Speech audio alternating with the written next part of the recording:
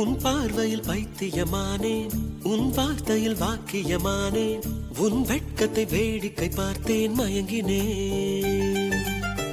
ஒரு ஞாபக அலையென வந்து என் நெஞ்சினை நனைத்தவள் நீயே, என் வாலிப திமிரினை உன்னால் மாற்றினேன்.